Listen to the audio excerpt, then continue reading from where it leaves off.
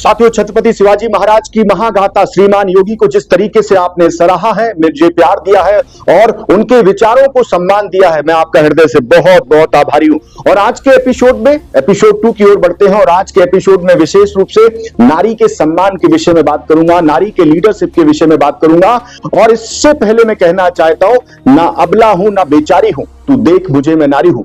जीजा माता विश्राम कर रही हैं, दिन पखवाड़े महीने में बीत रहा है, शिवनेरी के दुर्ग में वो विश्राम कर रही हैं और दोपहर के विश्राम के समय लक्ष्मीबाई उनके पास बैठी है और कहती है कि रानी साहिबा मैं आपसे कुछ कहना चाहती हूं, क्या आप मेरी बात मानेगी? जीजा मां कहती है पहले तो मुझे रानी साहिबा मत कहो, ये उनकी उदारता को दर्शाता है कि एक दासी जिसे वो कहती है तू मुझे रानी साहिबा मत कहे, तू मेरी ही उम्र की है, तू मुझे जीजाबाई कहे।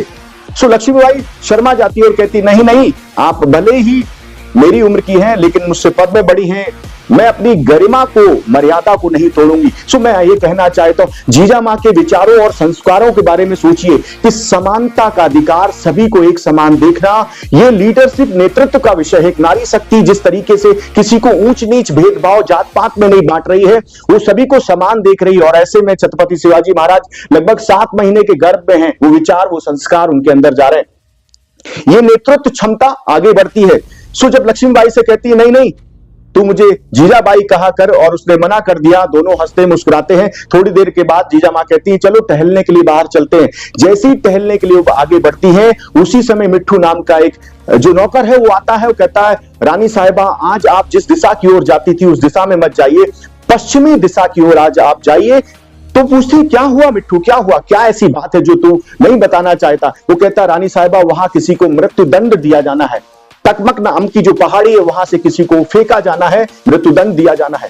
वो उसी समय कहती हैं कि अच्छा ऐसी बात है, विश्वास राव जी को बुला के लाइए। विश्वास राव जी आते हैं तो जीजा मां कहती है विश्वास राव जी मैंने सुना है कि आप किसी को मृत्युदंड दे रहे हैं, क्या मैं जान सकती हूं? वैसे तो तुम्हारा यहाँ पे राज्य है, वैसे तो तुम्हारा यहाँ पे राज्य है, मुझे कोई अधिकार नहीं तुम्हारे राज्य में दखल देने का या तुम्हें कुछ कहने का, लेकिन मैं जानना चाहती हूं ऐसी कौन सी बात है जिसकी वजह से आप मृत्युदंड दे रहे हैं?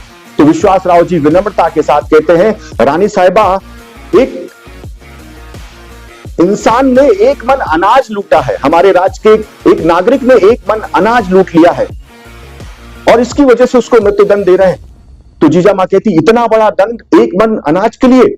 और अगर हमारे राज्य में, आपके राज्य में कोई नागरिक, कोई जनता अनाज के लिए तड़प रही है, भूख से तड़प रही है, तो क्या एक राजा का फर्ज नहीं होता है, क्या एक शासक का फर्ज नहीं होता है, क्या एक रूलर का फर्ज नहीं होता है कि वो भी उतना ही दोषी है?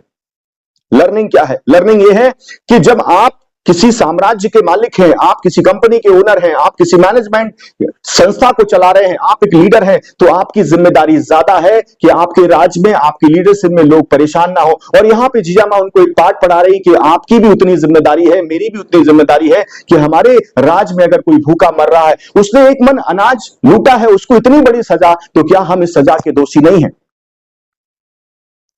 विश्वास राव जी कहते हैं रानी साहिबा आदेश करिए, क्या बात है? यहां पे मैं कहना चाहता हूं यत्र नारेषु पूजन्ते तत्र रमन्ते देवता। यत्र नारेषु पूजन्ते, जहां नारी की पूजा होती, सम्मान होता है, वहां पे देवताओं का वास होता है। विश्वास राव जी की सोच के कि उन्होंने उस समय चाहते तो मना कर देते, कुछ भी बोल सकते थे। जीजा मां ने कहा कि मैं आपको आदेश नहीं देना चाहती, मैं आपसे प्रार्थना करना चाहती हूं। साथियों, जब आप किसी को आदेश देते हैं तो उसका ईगो हर्ट होता है, जब आप किसी को आदेश देते हैं तो उस पर प्रेशर क्रिएट होता है, जब किसी को आदेश देते हैं उसको लगता है कि वो जबरदस्ती आपसे काम करवा रहा है। लेकिन जब आप किसी से प्रार्थना करते हैं तो उसे लगता है कि वो आपसे थोड़ा नीचे होकर बात कर रहा है। जीजा मां ने कहा मैं आपसे प्रार्थना करना चाहती हूं, जब तक मैं इस दुर्ग में हूं, शिवनेरी के दुर्ग में, किसी को भी इस प्रकार की सजा ना दी जाए, किसी को भी मृत्युदंड ना दिया जाए, किसी को भी पहाड़ी से फेंका ना जाए। सो मैं जीजा मां की उदारता के बारे में बात कर रहा हूं और यहां पे कहना चाहता हूं अहम निजा परोवेत गणना, अहम निजा परोवेत गणना लघु चेतसाम उदार चरता नाम वसुधैव कुटुंबकम। जो छोटे दिल के लोग होते हैं वो तेरा मेरा, अपना पराया पुराना, नीच जात ऊंच नीच भेदभाव करते हैं, लेकिन जो बड़े दिल के लोग होते हैं, जिनका दिल बड़ा होता है, वो सभी को समान व्यवहार करते हैं, सभी को अपना मानते हैं, सभी की एकता में अखंडता की बात करते हैं, वो सभी को साथ लेके चलते हैं। और यही लीडरशिप यही विचार, यही सोच, यही संस्कार, यही आधार छत्रपति शिवाजी महाराज के अंदर जा रहा है। सो जहां पे तीन चीजों के बारे में आज मैंने बात की कि अगर आप लीडर हैं तो आपको किस तरीके से बिहेव करना चाहिए, सबको समान लेके चलना चाहिए, और विश्वास राव जी का सम्मान, जो उन्होंने नारी के प्रति सम्मान दिखाया, उसके बारे में बात कर रहा हूं। और जीजा माता की दिनचर्या के विषय में और बात करूंगा।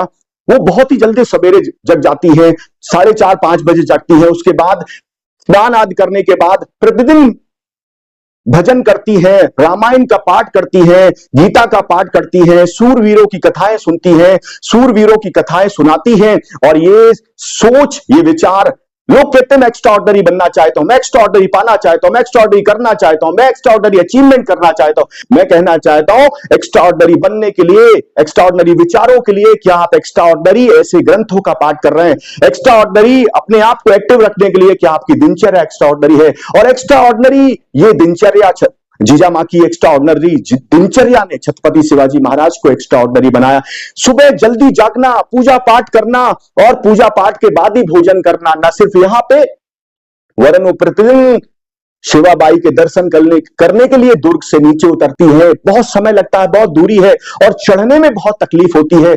7 महीने के गर्भ से है, लेकिन उसके बाद उनकी दिनचर्या में कहीं कोई तकलीफ नहीं आती। बहुत बार विश्वास राव जी ने कहा कि आप पालकी से नीचे आएंगे तो बहुत अच्छा रहेगा, आपका स्वास्थ्य ठीक नहीं है, लेकिन उन्होंने हर बार मना कर दिया। सो नारी शक्ति के सम्मान में आज का एपिसोड मैं आपको समर्पित करता हूं, और यहां पे अपनी वाणी को विराम देता हूं। जिस तरीके से आपने हर एपिसोड को आत्मसात किया है, हर एपिसोड को सुना है, मुझे सम्मान दिया है, छत्रपति शिवाजी महाराज की इस महागाथा श्रीमान योगी को अपने जीवन में समाहित किया, मैं आपका हृदय से बहुत आभारी हूं। अगर वाकई में आपको ऐसा लगता है ये महागाथा आपके जीवन में कुछ नया क्रिएट कर सकती है, आपको नई ऊर्जा शक्ति दे सकती है, तो सभी को भेजें और इसे जरूर साझा करें। Thank you so much.